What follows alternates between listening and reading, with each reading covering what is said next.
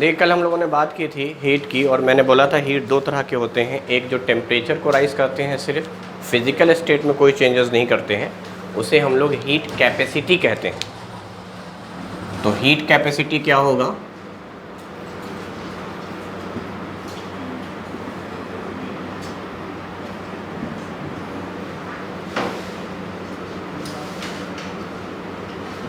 The amount of heat required to rise temperature by 1 unit। 1 unit का मतलब 1 degree Celsius या 1 kelvin.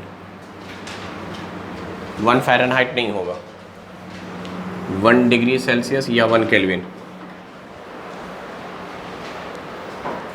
दूसरी तरफ हम लोग बात कर रहे थे लैटेंट हीट की।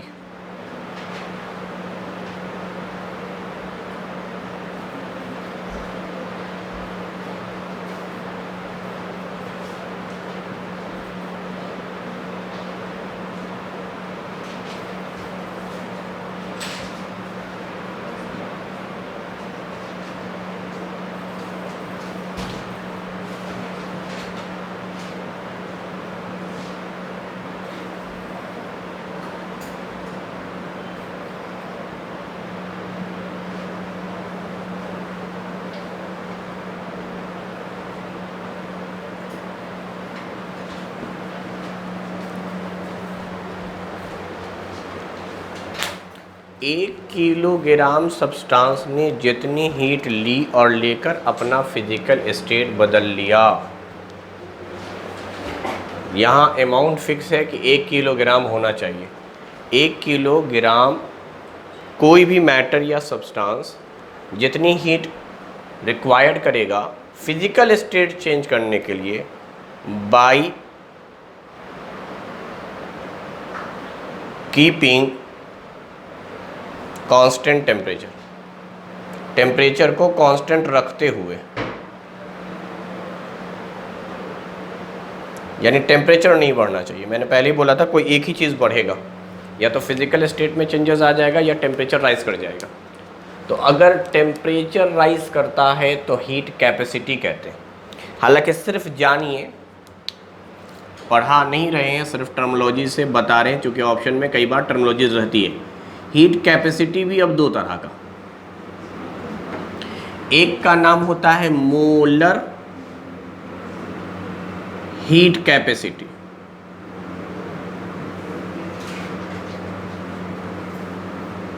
और दूसरे का नाम है स्पेसिफिक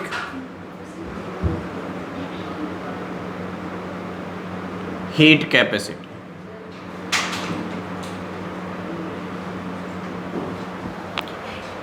इस वक्त हमने सब्सटेंस का अमाउंट फिक्स नहीं किया था हीट कैपेसिटी में, लेकिन लैटेंट हीट में सब्सटेंस का अमाउंट फिक्स किया है 1 किलोग्राम। यहाँ फिक्स नहीं किया, यहाँ बोला बस कितना भी सब्सटेंस हो, चाहे 1 ग्राम हो, चाहे 100 ग्राम हो, चाहे 500 ग्राम, कुछ भी हो, उसने जो हीट राइज मतलब लिया है टेम्परेचर राइज करने के लिए। टेम्परेचर कितना? 1 डिग्री सेल्सियस। यहाँ टेम्परेचर की बात हुई है कि 1 डिग्री सेल्सियस टेम्परेचर राइज करने में जितनी भी हीट की रिक्वायरमेंट होगी वो हीट कैपेसिटी कहलाएगा। अब ये बताता है आपको कि 1 मोल सब्सटेंस जितना हीट लेगा 1 डिग्री सेल्सियस राइज करने में, उसे मोलर हीट कैपेसिटी कहेंगे। यानी ये जो मोलर है ना, ये मोल से बना है। तो यानी अमाउंट अब फिक्स किया जा रहा है कि सब्सटेंस कितना होना चाहिए भाई। तो 1 मोल सब्सटेंस जितना हीट लेगा 1 डिग्री सेल्सियस या 1 केल्विन टेम्परेचर राइज करने में, उसे मोलर हीट कैपेसिटी कहेंगे।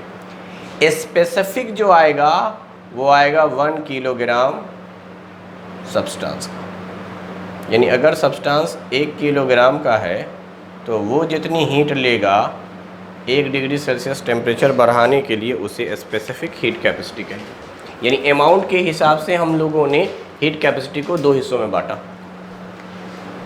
लैटेंट हीट को भी 2 हिस्सों में बांटते हैं, बट लैटेंट हीट को बांटा जाता है फिजिकल स्टेट के हिसाब से। लैटेंट हीट 2 हिस्सों में,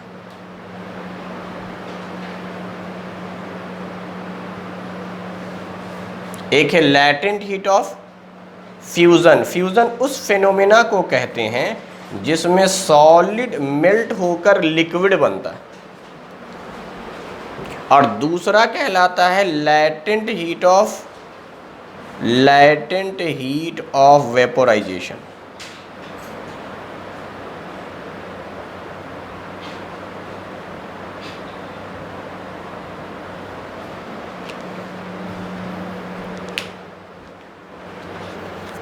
इसका मतलब साफ है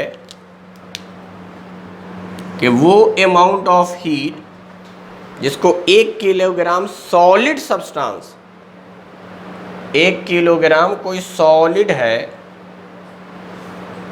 उसने हीट एब्जॉर्ब किया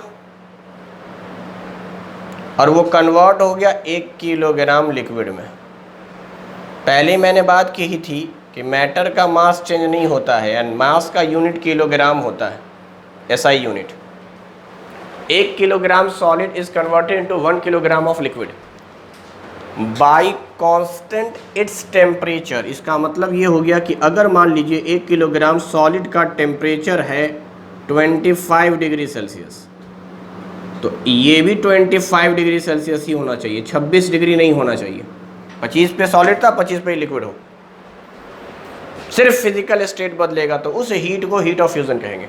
अगर 26 डिग्री हो गया तो दो बात कहेंगे कि इसके अंदर हीट ऑफ फ्यूजन भी है, लैटेंट हीट ऑफ फ्यूजन, साथ में स्पेसिफिक हीट कैपेसिटी भी है, क्योंकि specific heat capacity 1 kilogram substance के लिए ही था और 1 किलोग्राम सब्सटेंस ही है। अगर 26 हो गया तो कहेंगे दो हीट है भाई, एक है लैटेंट हीट, उसके बाद है स्पेसिफिक हीट। क्लियर? उसी तरीके से आते हैं वेपोराइजेशन की तरफ, तो लिखेंगे 1 किलोग्राम लिक्विड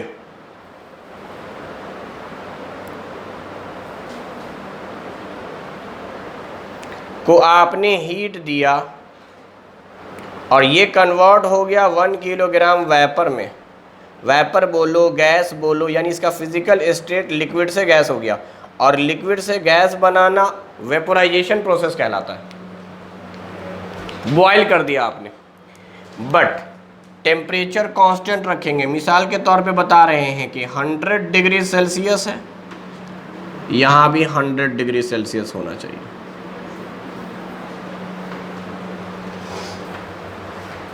दोनों 100 डिग्री सेल्सियस होना चाहिए। अब इसी पर एक सवाल आ जाता है,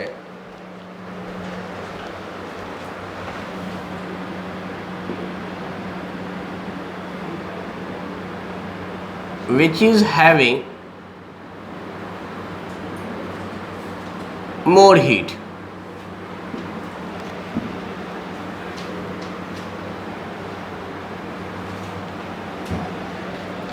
दो ऑप्शन दे रहे हैं। पहला 0 degree Celsius ice, 0 degree Celsius water.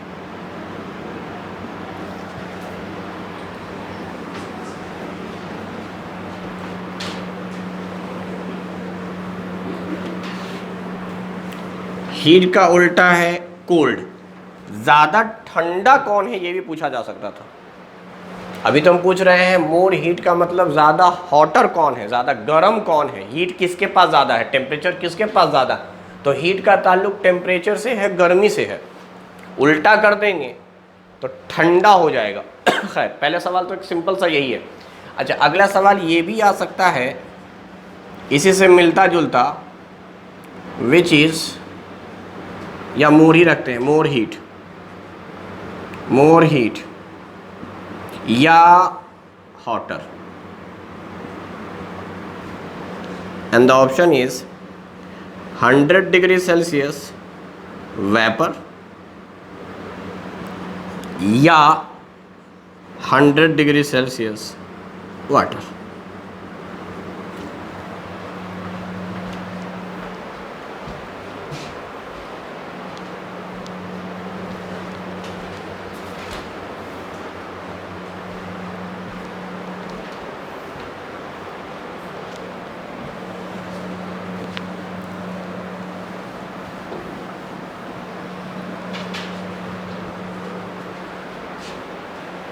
जल्दी से बताइए आंसर।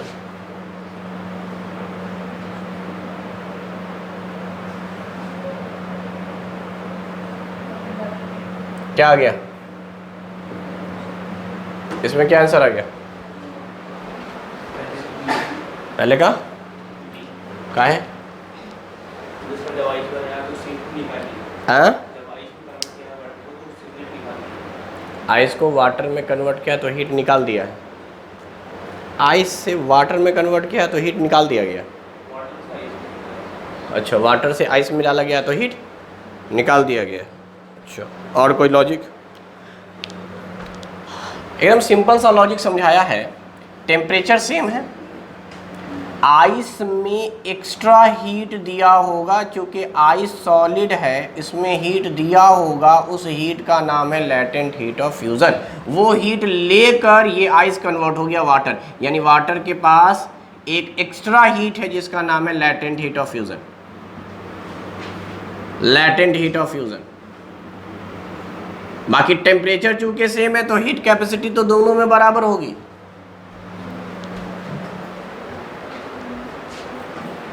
आइस ही कन्वर्ट हो गया वाटर में, आइस में हीट डाला, उस हीट को उसने लिया, लेकर अपना फिजिकल स्टेट बदल दिया, तो इसका मतलब हीट है, वो हीट है उसके अंदर सिस्टम में, तो हीट ज़्यादा हो गया भाई।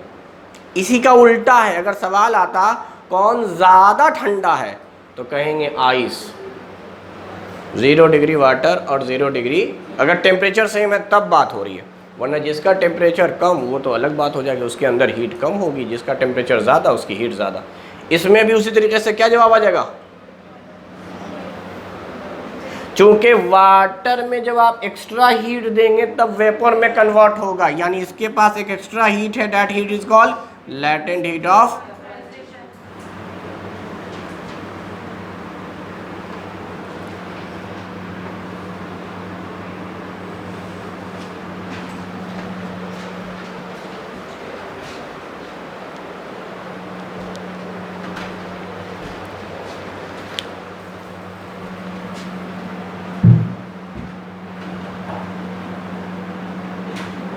केमिस्ट्री में एक प्रोसेस होता है जिसका नाम है स्पॉन्टेनियस, जो खुद ब खुद होता है।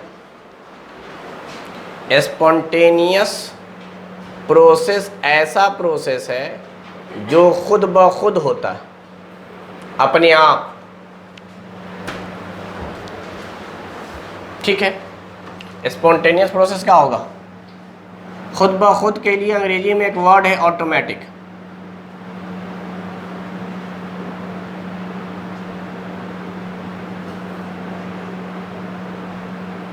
Automatically occurs. तो इवोपोरेशन एक स्पॉन्टेनियस प्रोसेस है। इसका मतलब क्या होता है, एक टर्म आता है डेल्टा जी, इसकी वैल्यू निगेटिव होनी चाहिए। यानी केमिस्ट्री में जितने भी स्पॉन्टेनियस प्रोसेस हैं उसमें डेल्टा जी की वैल्यू निगेटिव होती है। यही पहचानने का तरीका है, अगर डेल्टा जी निगेटिव आ गया तो वो स्पॉन्टेनियस प्रोसेस होता है। मतलब डेल्टा जी जो होगा वो लेस देन 0 होगा। अभी आप बस जानो कि डेल्टा जी का नाम क्या है। डेल्टा का मतलब होता है चेंज, और जी आया है साइंटिस्ट के नाम पर।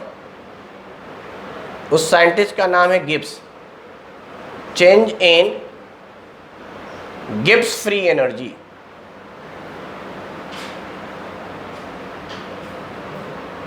बहुत ही अच्छा कॉन्सेप्ट, लेकिन थोड़ा सा एडवांस लेवल का। क्लास 11th में थर्मोडायनेमिक्स में पढ़ाया जाता है, इस पे सवाल अक्सर रहते हैं नीट में।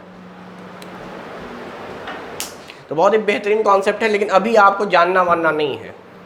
आप बस इतना जानो कि जितना भी प्रोसेस, चाहे वो बायोलॉजी में हो, चाहे वो केमिस्ट्री में हो, चाहे फिजिक्स में हो, अपने आप हो रहा, ऑटोमेटिकली हो रहा है, जिसको आप नहीं करा रहे हैं। जैसे बारिश अपने आप हो रही है, आपके कंट्रोल में नहीं है। हवा बह रही है, आपके कंट्रोल में नहीं है। कोई भी चीज़ ऊपर से ड्रॉप किया जाएगा, खुद ब खुद नीचे आ जाएगा ग्रेविटेशनल फोर्स की वजह से। आप तो नहीं करा रहे हैं ना, तो उसको स्पॉन्टेनियस प्रोसेस कहेंगे, जो खुद ब खुद हो जाए।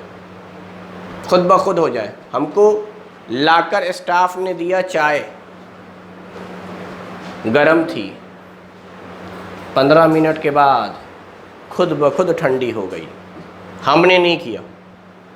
हम ठंडी चाय को गर्म तो नहीं कर सकते, लेकिन गर्म को ठंडा अपने आप कर सकते हैं, खुद ब खुद हो जाएगा।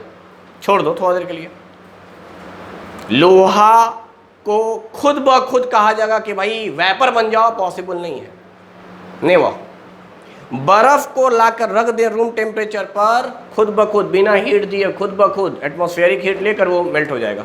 यानी वो प्रोसेस जिसमें आप हीट नहीं दे रहे हैं या आपका कोई कंट्रोल नहीं है, आपका कोई दखल नहीं है, आपके बिना इंटरफेयर के वो प्रोसेस हो जाए, वो चेंजेस हो जाए। गर्म पानी था, रख दिया गया, ठंडा हो गया। समझ में आ रही बात? लेकिन कच्चा अंडा कभी अपने आप बॉयल नहीं होगा।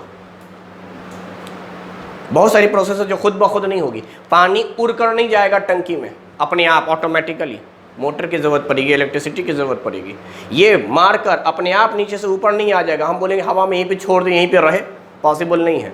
लेकिन इसको किसी स्टैंड पर रख देंगे तो रह जाएगा। बेंच लगा दें, उस पर रख दें, रह जाएगा। तो कहने का मतलब ये है कि बहुत सारे प्रोसेस खुद ब खुद होते हैं और बहुत सारे प्रोसेस के लिए ज़रूरत होती है एक्सटर्नल एजेंट की। उसको ही बायोलॉजी में कहते हैं active and passive process. Active process वो है जो खुद ब खुद ना हो, उसके लिए एनर्जी की डिमांड होती है, एनर्जी की ज़रूरत होती है। और पैसिव प्रोसेस वो है जो खुद ब खुद हो जाता है।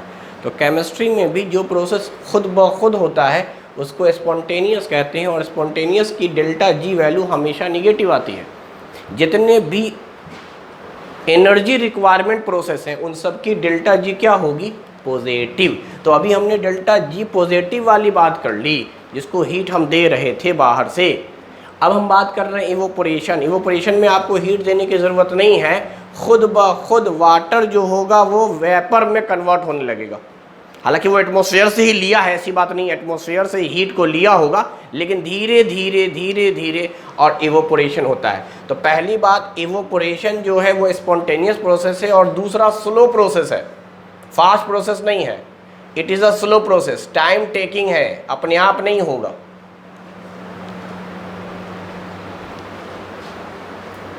तीसरी बड़ी मज़ेदार बात क्या हो रहा है इसमें, लिक्विड क्या हो रहा है, liquid is converted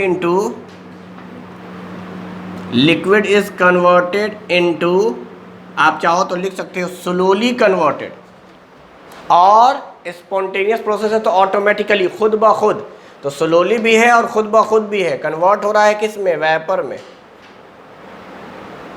vapour below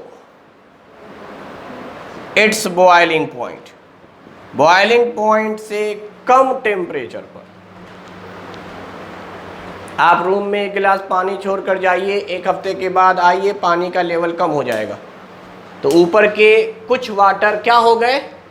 vaporise हो गए। इससे एक बात और पता चली, क्या पता चली? ये एक सरफेस फिनोमेना है।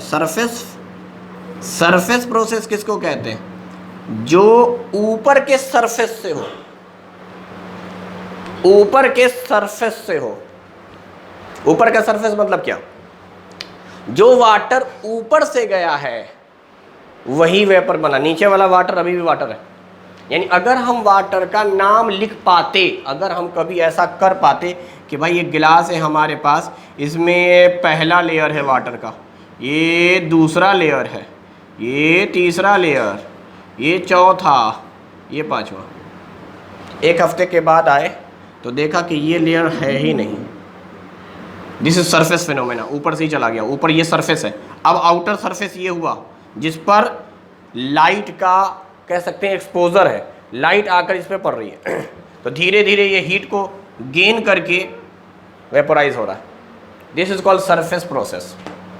कि जो भी सरफेस या जो भी हिस्सा लाइट के कांटेक्ट में है वही हीट गेन करके वेपर में कन्वर्ट हो जाएगा। और ये प्रोसेस बिलो बॉइलिंग पॉइंट पे होगा। बॉइलिंग पॉइंट से कम टेम्परेचर पे, रूम टेम्परेचर पे हो जाता है, अपने आप होता है। हाँ, जितना ज़्यादा हीट होगा उतना फास्ट प्रोसेस होगा। वैसे तो स्लो है लेकिन प्रोसेस को हम तेज़ कर सकते हैं। वो हम आगे देखेंगे कौन कौन से फैक्टर हैं जो इस पर फ़र्क डालेंगे। तो पहली बात, वेपर में कन्वर्ट हो गया। अब देखिए ये प्रोसेस होता क्या है, सरफेस फेनोमेना तो है, तो होता ये है कि एटमॉस्फेयर की हीट लेता है ये, यानी ये क्या करता है, gain the heat from surrounding,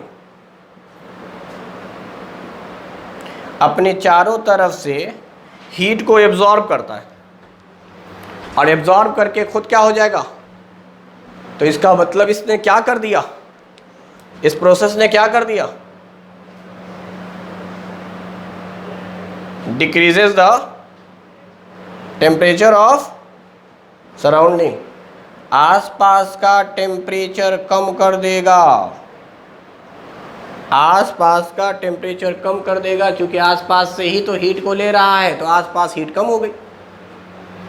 तो सराउंडिंग का टेम्परेचर कम होता है, तो जहाँ पर भी इवोपोरेशन हो रहा होता है वहाँ पर का सराउंडिंग थोड़ा कम टेम्परेचर पे आ जाता है, कम गर्म होता है, बल्कि ठंडा होना शुरू हो जाता है। तो इवोपोरेशन का एक फ़ायदा ये है कि बहुत ज़्यादा गर्मी है तो वहाँ पर उस इलाके में कंपेरेटिवली कम गर्मी फील होगी, यानी थोड़ा ठंडे का एहसास होगा जहाँ इवोपोरेशन हो रहा है। जहाँ इवोपोरेशन नहीं होगा वहाँ पर आपको ऐसा फील नहीं होगा, बल्कि गर्म लगेगा, क्योंकि एटमॉस्फेरिक हीट लिया ही नहीं जा रहा है, इवोपोरेशन में लिया जाएगा। यहाँ तक हो गया। अब बात करते हैं कि इवोपोरेशन की स्पीड को कौन कौन फैक्टर हैं जो बढ़ा सकते हैं। तो पहला तो भैया टेम्परेचर ही बढ़ा देगा। आप जितना ज़्यादा टेम्परेचर दोगे, यानी आप बॉइलिंग पॉइंट के जितना करीब रहोगे उतना फास्ट रिएक्शन होगा, तो टेम्परेचर राइज कर देता है। यानी फैक्टर की अगर हम बात करें तो फैक्टर में सबसे पहले तो टेम्परेचर ही आ जाएगा, और ये क्या कर रहा है, इंक्रीज को मैं अप एरो से दिखलाता हूँ, यानी टेम्परेचर बढ़ाने पर प्रोसेस बढ़ जाएगा। यानी टेम्परेचर को आपने इंक्रीज किया, ये ई से इवोपरेशन समझिएगा, ये भी बढ़ गया, मतलब डायरेक्टली प्रोपोर्शनल, इवोपरेशन का स्पीड फास्ट हो गया। दूसरा, सरफेस एरिया, क्योंकि सरफेस फेनोमेना है ना, तो सरफेस एरिया अगर आप बढ़ाइएगा तो सिंपल सी बात, पहले मान लिया जाए सपोज इतने दूर पर ही पानी है, पानी का बाकायदा लेयर है, तो जब सनलाइट पड़ेगी तो मैंने कहा ना अपर सरफेस पर, तो अपर सरफेस तुम ऐसा समझा करो कि ये कोई कंटेनर है, इसमें पानी है भाई, तो लाइट का एक्सपोजर इतने ही एरिया में पड़ रहा है, ये उड़ रहा है। मान ले इतना ही पानी इसमें लगा दे तो लेयर कम हो जाएगी। यहाँ अगर 10 लेयर थी तो शायद इतना पानी बहुत ज़्यादा होगा, 3 लेयर में आ गया। Amount of water same. छोटा कंटेनर होगा तो बहुत हाइट ज़्यादा होगी, अगर बड़ा कंटेनर होगा तो हाइट कम हो जाएगी। सिंपल सा लॉजिक है। तो अब क्या होगा, यहाँ जितने टाइम में ये पानी वेपर होगा उतने ही टाइम में ये पूरा, चूँकि हीट पूरे सरफेस को मिलेगा, तो सरफेस अगर कम है तो कम वाला सरफेस, और बड़ा सरफेस है तो पूरे पर। इसी प्रिंसिपल पे तो कपड़ा सुखाया जाता है, अलगनी वगैरह पे या वायर पे पूरा फैला कर रखा जाता है कि एक साथ धूप पड़े पूरे पे और सूख जाए। सूख जाएगा क्या मतलब हुआ कि भींगे हुए कपड़े में जो वाटर के ड्रॉपलेट्स हैं अंदर थ्रेड्स में, धागों में फंसे हुए, वो क्या होंगे, वेपर में हो जाए। वो वेपर में, कोई बॉइलिंग टेम्परेचर आप नहीं दे रहे हैं, आपने बस सुखाने के लिए रख दिया है तो वो सूखने के लिए जब रहा है तो क्या होगा, धीरे धीरे स्लो प्रोसेस है। अगर धूप तेज रही, टेम्परेचर ज़्यादा रहा, हो जाएगा, जल्दी सूख जाएगा। टेम्परेचर अगर नॉर्मल है तो सरफेस एरिया ज़्यादा होना चाहिए, कम एरिया में फैलाइएगा, मोड़ चमोड़ के रख दीजिएगा, नहीं हो पाएगा। जितना हिस्सा एक्सपोजर पे है खाली वही होगा, अंदर खोलोगे तो भींगा दिखाई देगा। क्लियर। तीसरी बात, अगर हवा चल रही है तो ये भी सपोर्ट कर देगा इवोपोरेशन को, हवा में भी। बस ख्याल रहे हवा में नमी नहीं होना चाहिए, यानी वाटर नहीं होने चाहिए। जिस हवा में नमी हो जाएगी उसको ह्यूमिड कहेंगे, ह्यूमिडिटी उससे बना है। ह्यूमिड का मतलब हो गया वाटर इन एयर, और इस विंड को हम लोग कहते हैं ड्राई एयर, ऐसा एयर जिसमें वाटर न हो, सूखा सूखा हवा बिना पानी के। और ह्यूमिड का मतलब हुआ, या ह्यूमिडिटी का मतलब हुआ कि एयर के अंदर पानी है, तो जब ये बढ़ेगा इवोपोरेशन घट जाएगा। रीज़न ये है कि हवा तो पानी को उड़ा के ले जा रही है, लेकिन जब उस हवा में ही पानी हो तो वो आके और सरफेस पे चिपक रहा है, वो और चिपक रहा है।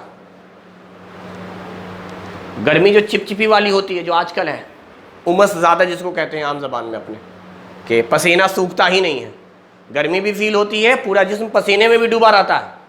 दिस इज कॉल्ड ह्यूमिडिटी, कि आपके एटमॉस्फेयर में ही वाटर के ड्रॉपलेट्स हैं, और जब भी वाटर के ड्रॉपलेट्स होंगे तो उसको ह्यूमिडिटी या ह्यूमिड कहेंगे। तो इसके बढ़ने पे इवोपरेशन घट जाएगा, यानी इवोपरेशन बहुत स्लो से होगा, क्योंकि आप एक्स्ट्रा पानी और डाल रहे हैं, पानी को तो उड़ाना है मुझे भाप बना के। समझ में आ गई बात? तो ये कुछ फैक्टर्स हैं जिससे इवोपरेशन पे फर्क पड़ता है कि इवोपरेशन फास्ट होगा कि स्लो होगा। चलिए,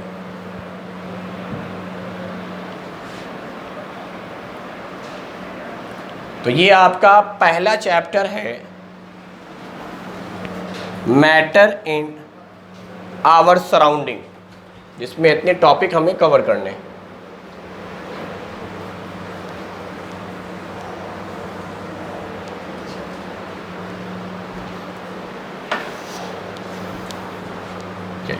दूसरे चैप्टर नहीं बल्कि तीसरे चैप्टर में एक कॉन्सेप्ट है, मोल कॉन्सेप्ट, पहले वो देख लेते हैं, फिर दूसरा चैप्टर स्टार्ट करेंगे।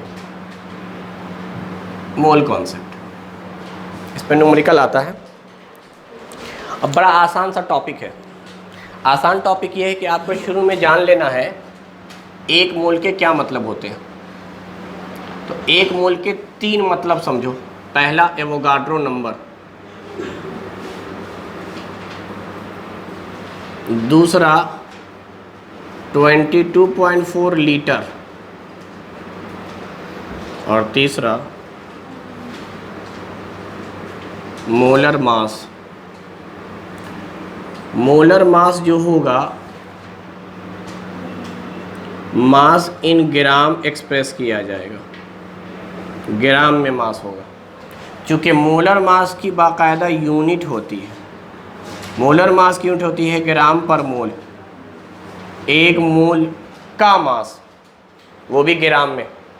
ये जो आप 22.4 लीटर लिख रहे हो, ये वॉल्यूम ऑफ गैस है एट एसटीपी या एनटीपी, नॉर्मल टेम्परेचर प्रेशर या स्टैंडर्ड टेम्परेचर प्रेशर। ये आपका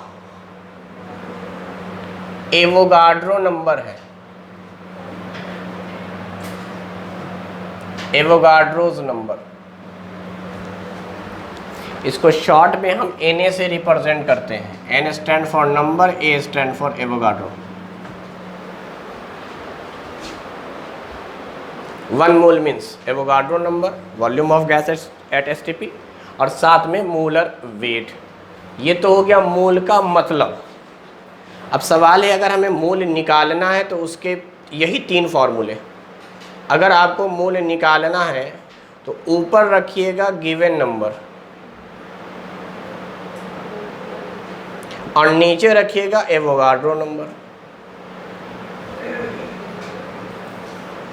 दूसरा, ऊपर रखिएगा volume of gas at STP, जो क्वेश्चन में गिवन हो, और डिवाइड कीजिएगा 22 लीटर से। याद रखिए, ऊपर जो वॉल्यूम होना चाहिए वो भी लीटर में होना चाहिए। नंबर का तो खैर कोई यूनिट नहीं होता है, इसलिए नंबर में कोई दिक्कत नहीं है, सीधे एवोगाड्रो नंबर से डिवाइड करेंगे। लेकिन जब वॉल्यूम होगा तो वो लीटर में होना चाहिए, इसलिए 22.4 लीटर से। अगर मिली लीटर में होगा तो फिर 22,400 मिलीलीटर से। यानी इसी को अगर मैं मिलीलीटर में बनाऊँ, या तो मिलीलीटर को लीटर में बदल लेना, या फिर सिंपली कहा जाता है कि अगर वॉल्यूम गैस का आपको मिलीलीटर में दिया हुआ है तो नीचे भी मिलीलीटर होना चाहिए। मिलीलीटर का मतलब 1000 से गुना कर दो तो इतना मिलीलीटर आ जाएगा, 22,400। 22.4 था, उसको आपने 1000 से मल्टीप्लाई कर दिया। चलिए लास्ट फार्मूला है कि अगर मान लीजिए हमें मोल निकालना है और दिया हुआ है गिवन वेट या मास, और ये ग्राम में ही होना चाहिए, और नीचे होता है आपका मोलर या मॉलिक्यूलर वेट या मास। इसका मतलब वेट को वेट से डिवाइड करना है, वॉल्यूम को वॉल्यूम से डिवाइड करना है, नंबर को नंबर से डिवाइड करना है। और ये बात भी समझना है कि मोल का जो SI यूनिट होता है वो मोल ही होता है। यानी ये जो मॉलिक्यूलर वेट है इसका यूनिट पढ़ाया गया है ग्राम पर मोल, ग्राम ग्राम कटेगा, ये पर मोल ऊपर चला जाएगा, मोल हो जाएगा। ये जो 22.4 लीटर दिख रहे हैं ये एक मोल का मतलब है, यानी इसका मतलब ये हो गया 22.4 लीटर पर मोल। तो ऊपर लीटर लीटर कट गया, पर मोल ऊपर जाके फिर से यूनिट मोल बन जाएगा। तो कहीं से भी निकालो पर मोल ही निकलेगा, क्योंकि एक मोल के मतलब एवोगाड्रो नंबर होते हैं। यानी ये जो आप एवोगाड्रो नंबर लिख रहे हैं ये पर मोल है, पर मोल, एक मोल की वैल्यू। इसीलिए यूनिट अगर हम लिखना चाहेंगे तो पर मोल बोलेंगे, एवोगाड्रो नंबर पर मोल। तो यही पर वाली चीज़ ऊपर चली जाएगी, मोल यूनिट हो जाएगा। 22.4 लीटर पर मोल है, लीटर लीटर कट जाएगा, इसलिए बोल रहे हैं लीटर रहे तो ऊपर लीटर लेना है, मिलीलीटर रहे तो मिलीलीटर लेना है। सेम यूनिट होना चाहिए ताकि यूनिट कट जाए और मोल की यूनिट मोल आ जाए। तो मोल की यूनिट मोल होती है, और मोल को निकालने का 3 फार्मूला, मोल के मतलब भी 3। तो ये इतनी बात अगर समझ में आ गई तो फिर क्वेश्चन बनने शुरू हो जाएंगे कि मोल के मतलब क्या है, मोल निकलता कैसे। अच्छा एक चीज़ और आपको बता दें यहीं पर रिश्ता, क्योंकि सवाल उसी पर पूछा जाता है, जिसका मोल ज़्यादा, मोल एक नंबर था, अगर 5 मोल है और 2 मोल है तो 5 एवोगाड्रो नंबर और 2 एवोगाड्रो नंबर, तो भाई mole is directly proportional to number. जिसका नंबर ज़्यादा उसका मोल ज़्यादा, जिसका नंबर ज़्यादा उसका मोल ज़्यादा, सीधी सी बात, बिल्कुल दर्जन की तरह समझा जाए। जिसके दर्जन ज़्यादा उसके नंबर ज़्यादा, जिसका दर्जन कम उसके नंबर कम। तो बिल्कुल वैसे ही है, mole is directly proportional to number and directly proportional to volume. Number ज़्यादा होगा तो वॉल्यूम भी, सिंपल सी बात है भाई। नंबर का ताल्लुक वॉल्यूम से है। प्रैक्टिकल बात कर रहे हैं अब हम, प्रैक्टिकल बात ये कर रहे हैं कि 2 मार्कर और 5 मार्कर, ज़्यादा जगह कौन लेगा, 5 मार्कर। जिसका नंबर ज़्यादा होगा वो जगह भी ज़्यादा ऑक्युपाइड करेगा, जिसका नंबर ज़्यादा होगा वो जगह भी ज़्यादा ऑक्युपाइड करेगा, सीधा सा लॉजिक है। लेकिन इसको मास के साथ कभी कोरिलेट नहीं करेंगे, मास के साथ नेवर, यानी mole do not relate with mass. ये नहीं कह सकते कि मास के डायरेक्टली प्रोपोर्शनल है, मास के इन्वर्सली प्रोपोर्शनल है, मोल को कभी भी नहीं करेंगे। उसकी वजह है, क्या वजह है भाई, रुई ले लीजिए इतने बड़े हिस्से में, कहिए भाई जगह ज़्यादा घेर रहा है, और इतना छोटा सा टुकड़ा लोहे का लीजिए, जगह कम घेरा, वजन किसका ज़्यादा, लोहे का। अरे समझ में आया ना आया। तो नंबर का ताल्लुक तो वॉल्यूम से हो सकता है कि भैया इतने बड़े वॉल्यूम ऑक्युपाइड किए गए हैं रुई या कॉटन से, तो उस कॉटन के अंदर नंबर ऑफ पार्टिकल ज़्यादा होंगे। लोहे छोटे से टुकड़े थे, इसके अंदर पार्टिकल्स कम होंगे। बट वेट किसका ज़्यादा या मास किसका ज़्यादा, लोहे का। तो मास का ताल्लुक कभी भी नंबर से या वॉल्यूम से नहीं है, वो मटेरियल से है। क्या आपने किस चीज़ को तौला है। कुछ मटेरियल होते हैं जो हेवी होते हैं, उसका मास, मैंने मास बोला तो था, मास इंटरनल प्रॉपर्टी है। तो लोहे के पार्टिकल और कॉटन के पार्टिकल में बड़ा फ़र्क है। एक लोहे का पार्टिकल बहुत हेवी होता है, तो पार्टिकल के मास में डिफरेंसेस पाए जाते हैं। जैसे आपको पता ही है कि इलेक्ट्रॉन का मास लगभग नेग्लिजिबल है, लेकिन नंबर 1 है, और प्रोटॉन का मास अच्छा खासा है। नंबर के हिसाब से दोनों बराबर है, चार्ज के हिसाब से दोनों बराबर है, बट मास के हिसाब से दोनों बराबर नहीं है। क्लियर हो गई बात। तो ये बात हमेशा याद रखिएगा, नंबर और वॉल्यूम मोल के डायरेक्टली प्रोपोर्शनल है, लेकिन मास का ताल्लुक मोल से नहीं है। मास तो बाकायदा निकाल कर कंपेयर किया जाएगा, किसका मास ज़्यादा किसका मास कम। तो चलिए सवाल इसी पर आता है जो इस साल नीट में आया था क्वेश्चन, मैं वहीं से शुरू कर रहा हूँ। क्या पूछा गया, मैक्सिमम नंबर किसका होगा। आपको मैक्सिमम नंबर नहीं बताना, आपको ऑर्डर बताना है कि सबसे ज़्यादा किसका, फिर किसका, फिर किसका, फिर किसका। खैर उसने जो सवाल पूछा था वो लिख देता हूँ। 1 ग्राम ऑक्सीजन, 1 ग्राम नाइट्रोजन, 1 ग्राम लिथियम, 1 ग्राम कार्बन।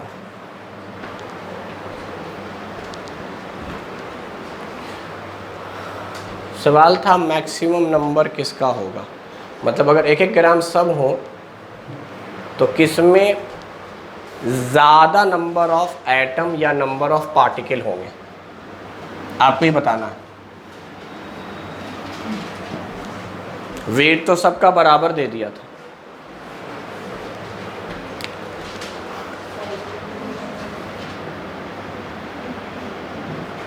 मैं क्या बोल रहा हूँ वो सुनिए। मैं ऑप्शन दे देता हूँ पहले ही। पहला ऑप्शन है 20 ग्राम NaOH। दूसरा ऑप्शन है 3.011 into 10⁻²4 number of carbon atom. तीसरा है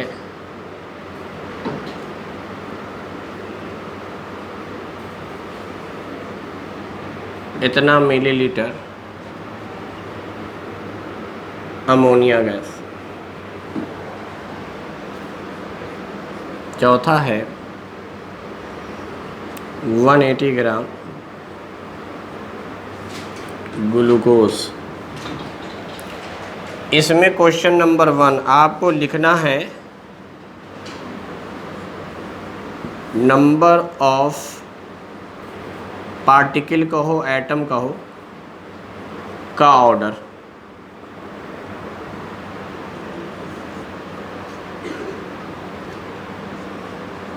वॉल्यूम एट STP का ऑर्डर।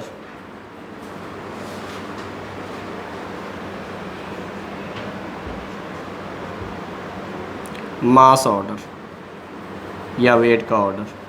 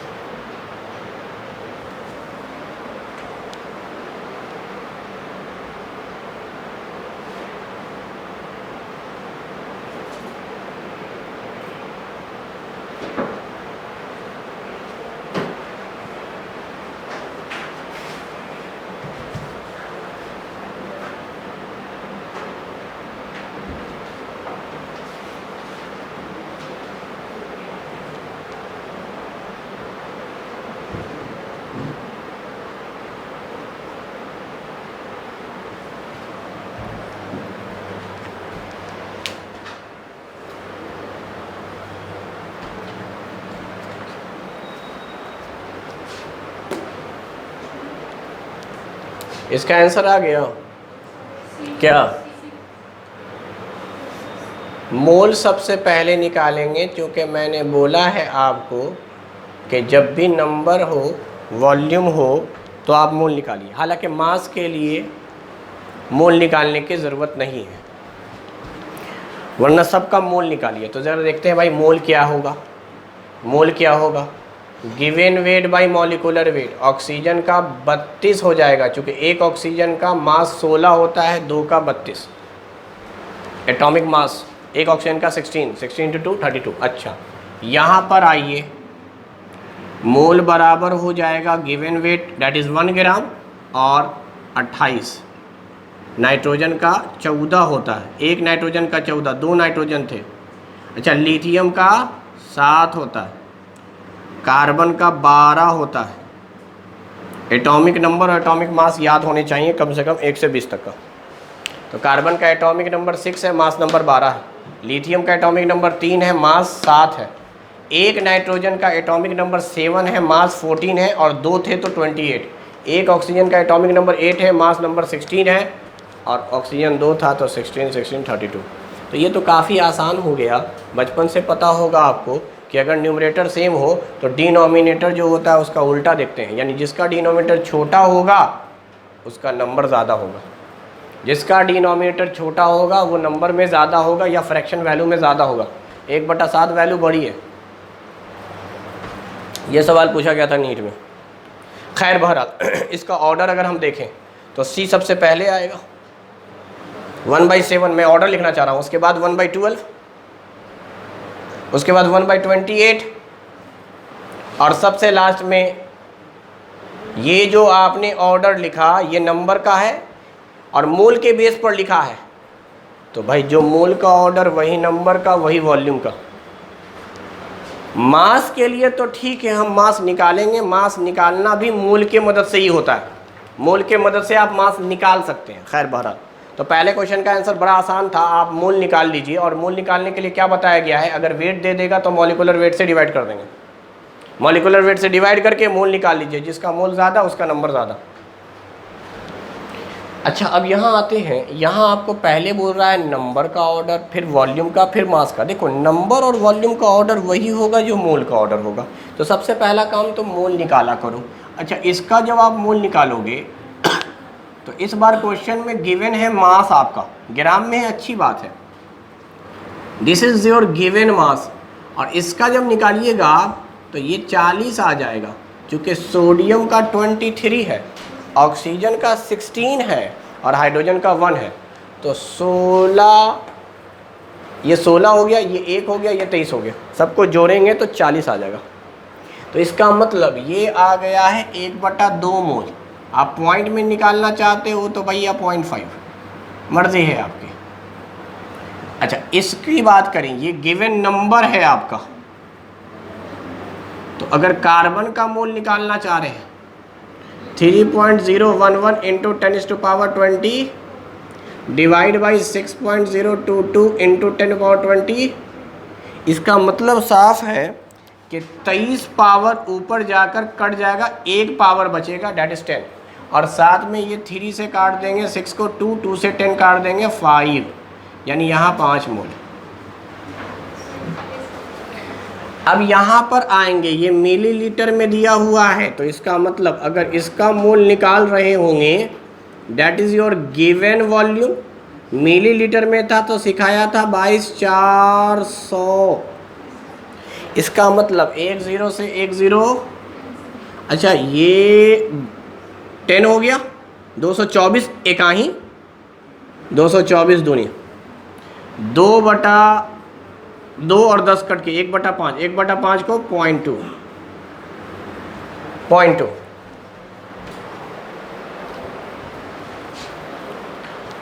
180 ग्राम ग्लूकोज का जब आप मोल निकालेंगे तो गिवन वेट आपका 180 है, और जब ग्लूकोज के फॉर्मूले से निकालेंगे तो इसका मॉलिक्यूलर वेट भी 180 आएगा। ग्लूकोज का फॉर्मूला है C6H12O6। निकालते रहिए, 12 × 6, 1 × 12, 16 × 6, ये 96 हो गया, ये 72 हो गया, ये 12 हो गया। ध्यान से देखो, इसमें यहाँ से निकाल देता हूँ मैं। अगर 4 दे दूँ तो ये 100 हो जाएगा, 4 देने पर ये 8 बचेगा, 72 और 8 80 और 100 180। इसका मतलब 1 मोल। तो पहला तो अगर क्वेश्चन में तुमसे मोल का ऑर्डर बोलता तो सबसे ज़्यादा मोल 5 दिखाई दे रहा है, उसके बाद 1 दिखाई दे रहा है, फिर 0.5, फिर 0.2। तो हम लोग यहीं पर लिख देते हैं जो ऑर्डर आया है नंबर का वही मोल का वही वॉल्यूम का, दोनों का ऑर्डर सेम है भैया। वॉल्यूम पूछे, नंबर पूछे या सिंपल सा पूछ ले वो मोल। तो the correct answer is B. Decreasing order में मैं लिख रहा हूँ, बी के बाद डी, डी के बाद ए और सबसे लास्ट में सी। यही आना है इसका भी ऑर्डर। अब सवाल उठा मास, मास कैसे निकलेगा? तो देखो जो मास दिया हुआ है उसको रहने दो, इसका मोल निकालने की ज़रूरत नहीं थी, इसका मोल निकालने की ज़रूरत नहीं थी। अभी समझ में आ गया 20 और 180 में तो 180 ज़्यादा है। अब हमें क्या करना है, जो नंबर दिया है उसको मास बनाना है, जो वॉल्यूम दिया है उसको अब मास बनाते हैं मोल की मदद से।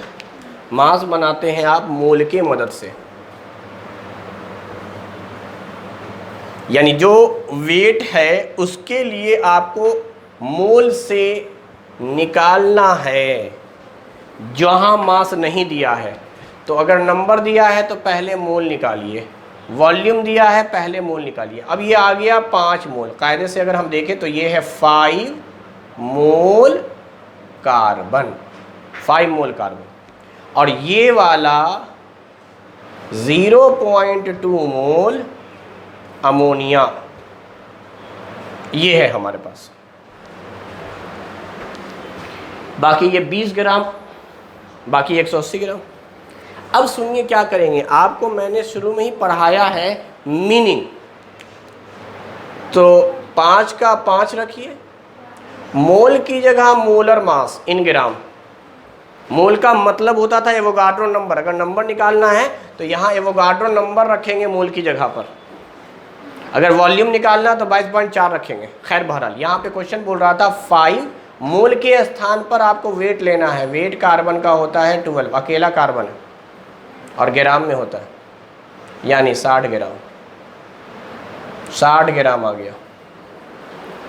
यहाँ आते हैं 0.2 मोल वेट में लेना है, वेट मास लेना है। तो अमोनिया का वेट लो, 14 और 3 17, और ग्राम में आएगा। पॉइंट हटा के सोचो, 17 दूनी 34, पॉइंट लगा दो।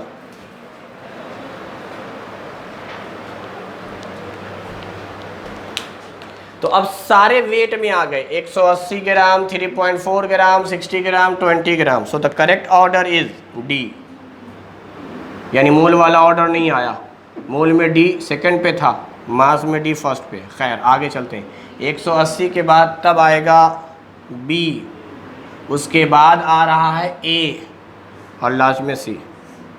तो कभी कभी ऑर्डर बदल भी जाता है मास का। तो मास निकालने का तरीका अलग है, मास निकाल कर बताएंगे, मास निकाल कर बताएंगे। बाकी सबको मोल से, बाकी सबको मोल से। तो मोल निकालना बड़ा आसान है, और एक बार मोल आ जाए तो मोल को अब कन्वर्ट कर रहे हैं, मोल को कन्वर्ट कर रहे हैं मोल के मीनिंग से। निकालते भी हैं मीनिंग वाले फार्मूले से। मीनिंग वाले फार्मूले में क्या है, डिवाइड जिससे आप कर रहे हैं वही तो मोल का मीनिंग है, जिससे आप डिवाइड कर रहे हैं वही तो मोल का मीनिंग है।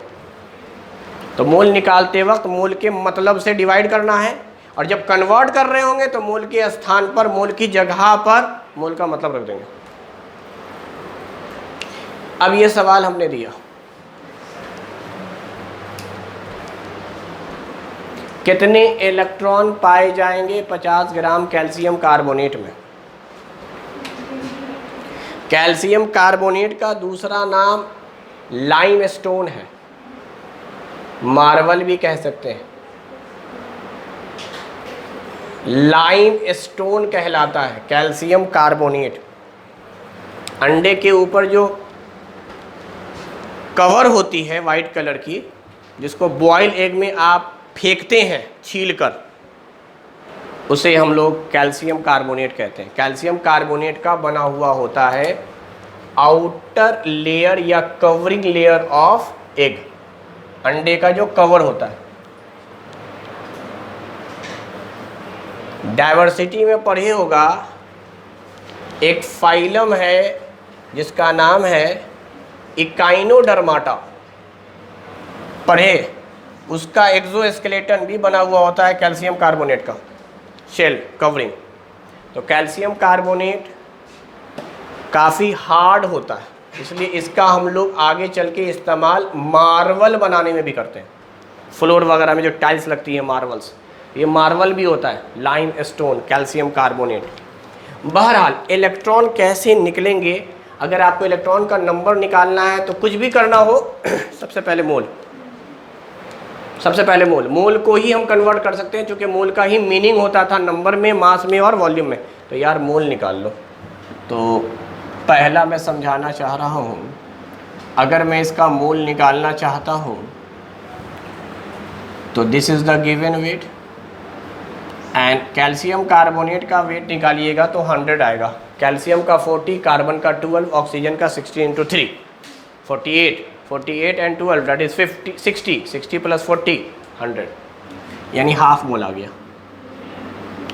ये जो मोल आया है, हाफ मोल किसका आया है? कैल्शियम कार्बोनेट का आया है। अब ध्यान से सुनेंगे, हमें इलेक्ट्रॉन का नंबर चाहिए, तो मैं जानना चाहता हूँ कैल्शियम कार्बोनेट के अंदर कितने इलेक्ट्रॉन। तो एक कैल्शियम का एटॉमिक वेट 20 होता है, न्यूक्लियस में 20 प्रोटॉन होंगे, तो बाहर ऑर्बिट में 20 इलेक्ट्रॉन होंगे। तो 20 इलेक्ट्रॉन तो कैल्शियम में हो गए, कार्बन में 6 हो गए, और ऑक्सीजन में 8 × 3 24 हो गए। हर ऑक्सीजन में 8। जैसे मास जोड़ते हैं वैसे ही अब हम एटॉमिक नंबर जोड़ना शुरू कर देंगे। कैल्शियम का एटॉमिक नंबर 20 है, मास 40 है। कार्बन का एटॉमिक नंबर 6 है, मास 12 है। ऑक्सीजन, एक ऑक्सीजन की बात कर रहे हैं, 8 है, मास 16 है। तो 3 ऑक्सीजन थे, तो 8 × 24, और उधर 16 × 48। मास की बात करेंगे तो 48। तो इन सब को अगर आप जोड़ें तो ये आ रहा है 50। यानी कैल्शियम कार्बोनेट के अंदर 50 इलेक्ट्रॉन। तब तो बड़ा आसान हो गया, 1/2 मोल अभी सिर्फ कैल्शियम कार्बोनेट के अंदर का रखा है। कितने इलेक्ट्रॉन होते हैं? 50 इलेक्ट्रॉन कैल्शियम कार्बोनेट। और किसी को चेंज नहीं किया, इसको चेंज नहीं किया, यहाँ पे कुछ भी हो सकता था। कैल्शियम कार्बोनेट के अंदर कितने इलेक्ट्रॉन? तो 50। काट कूट के अगर आप देखें तो कितना आ रहा है? 25। तो 25 मोल इलेक्ट्रॉन आ गए। इसके माने क्या हुए कि 25 गुने नंबर निकालना है। अब हम कन्वर्ट करेंगे मोल को नंबर पर, तो मोल की जगह पे लिखा जाएगा एवोगाड्रो नंबर। इतना नंबर है भैया इलेक्ट्रॉन का। Na stand for Avogadro number 6.022 × 10⁻23। तो एकदम आसान है, पहले कैल्शियम कार्बोनेट दिया, जो दिया है उसका मोल निकाल लो, फिर कैल्शियम कार्बोनेट के अंदर इलेक्ट्रॉन गिन लो। इलेक्ट्रॉन एटॉमिक नंबर के मदद से दिखा जाएगा, क्योंकि ये पूरा का पूरा न्यूट्रल एलिमेंट है, मतलब जितने प्रोटॉन उतने ही इलेक्ट्रॉन। तो प्रोटॉन एटॉमिक नंबर से पता चल जाता है। प्रोटॉन पता चल गया तो इलेक्ट्रॉन पता चल गया, इलेक्ट्रॉन पता चल गया तो इलेक्ट्रॉन का मोल पता चल गया, इलेक्ट्रॉन का मोल पता चल गया तो किसी का भी मोल पता हो, अब इसको आप कहीं भी ले जा सकते हैं। कहीं भी का मतलब, अगर मोल की जगह पे मैं एवोगाड्रो नंबर रख दूंगा तो इलेक्ट्रॉन का नंबर पता चल जाएगा। मोल की जगह पे अगर मैं वेट रख दूंगा, और एक इलेक्ट्रॉन का वेट लगभग नेग्लिजिबल है लेकिन होता है 9.1 × 10⁻³ किलोग्राम, तो ये वेट आ जाएगा किलोग्राम में। उसको आप ग्राम में कन्वर्ट करना चाहें तो 1000 से गुना कर दें, या फिर इलेक्ट्रॉन का वेट ग्राम वाला ही रखें। ग्राम में वेट होता है 9.1 × 10⁻⁻28, ग्राम में -28 होता है और किलोग्राम में -31। अगर वॉल्यूम लेना चाह रहे हैं तो मोल की जगह पे 22.4 लीटर रखेंगे, या 400 मिलीलीटर। दूसरा, 17 ग्राम अमोनिया है, तो क्यों ना हम मोल निकाल लें अमोनिया का। This is given weight by molecular weight. क्या 1/2 आ गया? 1/2 मोल आ गया, 1/2 मोल अमोनिया आ गया, सॉरी 17 ही होगा, गलत लिख दिया, गलत लिख दिया। 14 3 17 अमोनिया ही तो है। This is 1 mole ammonia. 1 mole ammonia gas आ गई। अब हमको इसमें इलेक्ट्रॉन देखना है कितना होगा। तो भाई ये भी न्यूट्रल, नाइट्रोजन के अंदर 7, हाइड्रोजन के अंदर 3, टोटल 10। तो इसका मतलब 1 मोल इंटू 10 इलेक्ट्रॉन, मतलब कुल मिलाकर 10 मोल इलेक्ट्रॉन। 10 मोल इलेक्ट्रॉन का मतलब 10 इंटू एवोगाड्रो नंबर। बोलो, दिस इज योर आंसर। तीसरा, 24 ग्राम कार्बन पे 2 माइनस है। अभी माइनस वाइनस नहीं देखते हैं, सिर्फ हमको दिख रहा है 24 ग्राम कार्बन। तो मोल बराबर हो जाएगा 24 ग्राम बटा 12, क्योंकि कार्बन का वेट, हालांकि कार्बन पे 2 माइनस है लेकिन बाद में सोचेंगे। मुझे दिख गया 2 मोल। 2 मोल क्या दिख गया? कार्बन। लेकिन इसके ऊपर कितना चार्ज है? अब सुनो, एक अकेले कार्बन में 6 होता है, लेकिन 2 निगेटिव चार्ज है, मतलब 2 और है, तो 8 हो गया। 2 मोल इंटू 8 इलेक्ट्रॉन, मतलब 16 मोल। 16 मोल electron means 16 into Avogadro number. इतने इलेक्ट्रॉन होंगे भाई। अब सुनिए, मान लेते हैं फॉर एग्जांपल ये हाइड्रोजन है, इसका वेट है 1 ग्राम, मिसाल के तौर पे। H पर आ गया प्लस चार्ज, इसका वेट भी 1 ग्राम। H पर आ गया माइनस, इसका वेट भी क्या है? क्योंकि आयन बन रहा है इलेक्ट्रॉन की वजह से, और इलेक्ट्रॉन का मास 0 माना गया है केमिस्ट्री में। यानी इलेक्ट्रॉन के आने से, इलेक्ट्रॉन के जाने से एटम के मास पर कोई फर्क नहीं पड़ता है। इलेक्ट्रॉन का नंबर भले बढ़ जाएगा या कम हो जाएगा, जिसकी वजह से चार्ज आ जाएगा। जैसे इसमें 1 इलेक्ट्रॉन, इसमें 1 भी नहीं, इसमें 2 इलेक्ट्रॉन। हाइड्रोजन का एटॉमिक नंबर 1 है तो 1 प्रोटॉन 1 इलेक्ट्रॉन। इसमें एटॉमिक नंबर 1 है 1 प्रोटॉन, लेकिन इलेक्ट्रॉन नहीं है क्योंकि प्लस चार्ज। प्लस चार्ज का मतलब इलेक्ट्रॉन चला गया, माइनस चार्ज का मतलब इलेक्ट्रॉन आ गया। इसमें 2 इलेक्ट्रॉन, इसमें 0, इसमें 1। अब प्रोटॉन सबका 1 है, मास सबका 1 है। प्रोटॉन की वजह से मास होता है, न्यूट्रॉन की वजह से मास होता है, और हाइड्रोजन के अंदर न्यूट्रॉन नहीं होते हैं, तो सिर्फ प्रोटॉन की वजह से है। यानी समझाने का मकसद ये था कि कार्बन रहता, कार्बन पे चाहे प्लस चार्ज रहता चाहे माइनस चार्ज रहता, कार्बन का मास 12 ही होगा। इसीलिए कहते हैं सोडियम का मास 23 ही है, चाहे सोडियम न्यूट्रल रहे या केटायन रहे। 23 समझ में आया? तो अब ज़रा बता मुझे, चौथे सवाल का आंसर क्या हो गया?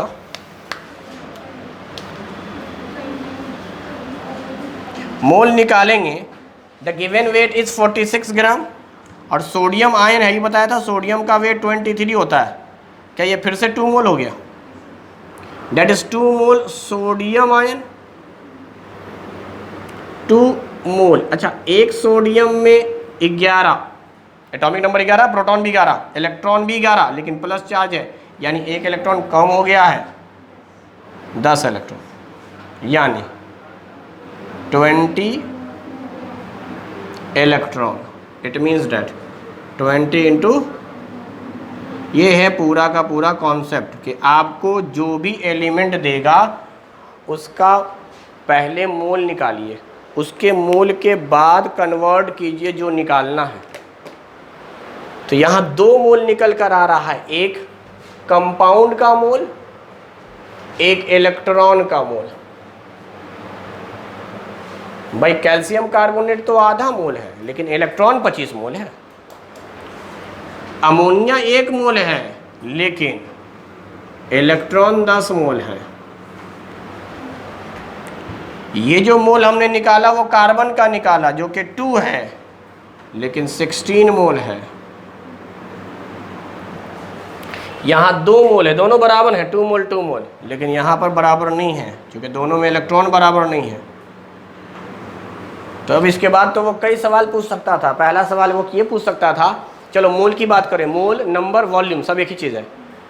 एलिमेंट जो ये दिए हुए हैं, इनके नंबर, इनके मोल, इनका वॉल्यूम का ऑर्डर, तब तो यहाँ से निकलता भाई, एलिमेंट मतलब ये कंपाउंड, आधा 1 2 2 मतलब ये दोनों ज़्यादा और आपस में बराबर, यानी सी तीसरा और चौथा जो होगा आपस में बराबर होगा, उससे छोटा होगा 2 और 2 से छोटा होगा, मतलब समझावे ऐसे ही लिख दे रहा हूँ मैं, 3 4 बराबर होगा और ये बड़ा होगा 2 से 1 से। ये है एलिमेंट वाला।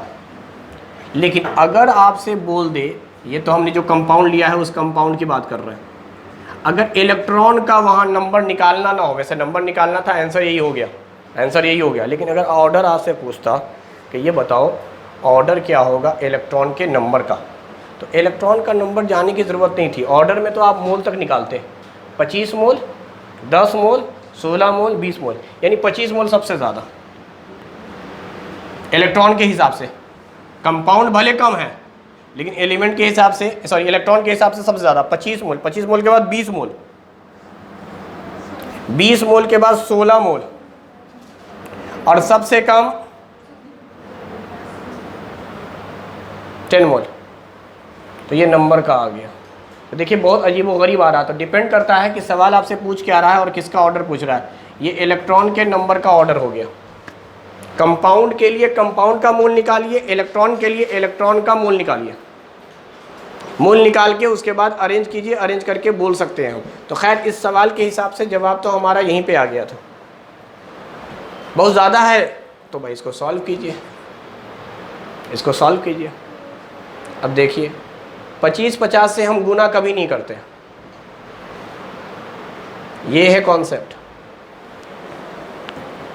25 से गुना उना हम नहीं करते हैं, हम इसको 100 सोचते हैं, नीचे 4 सोचते हैं। 100/4 25, या तो समझ ऊपर नीचे से मल्टीप्लाई कर दिया गया। समझ में आ रही बात? तो 25 या 50 से नहीं करते। अगर ऊपर 50 होता तो मैं उसको नीचे 2 करके 100 समझता, 100/2। अभी मैं इसको क्या समझ रहा हूँ, 100/4। तो इसका मतलब नीचे का जो 4 है उससे इसको उड़ा दे, 4 एका ही 4, 20 हो गया क्या, 4 पंचे 20। आगे ज़्यादा जाने की जरूरत है नहीं, 1.5 तो आ गया समझ में। ये 100 हो गया था तो ये 25। सो the correct answer is this. कौन बैठ के सॉल्व करे?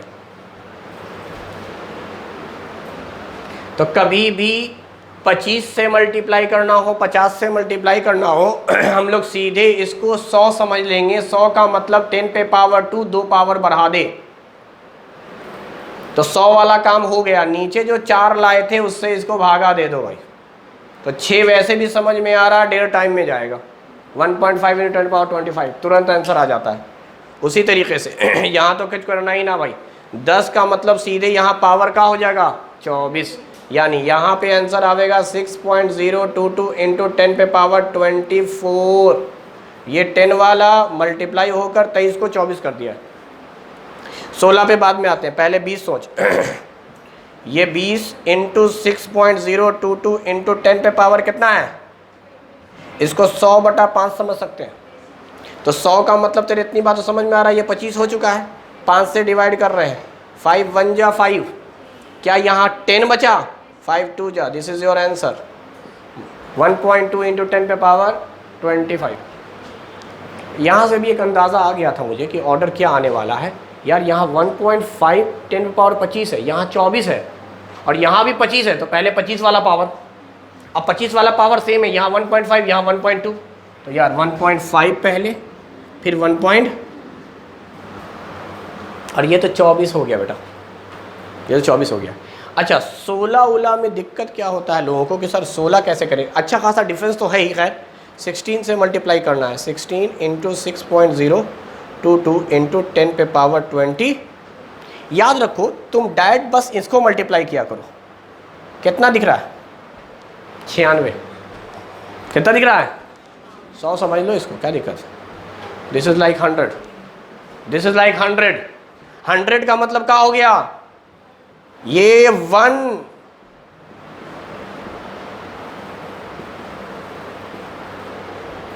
जो 2 0 था वो चला गया ऊपर पावर में,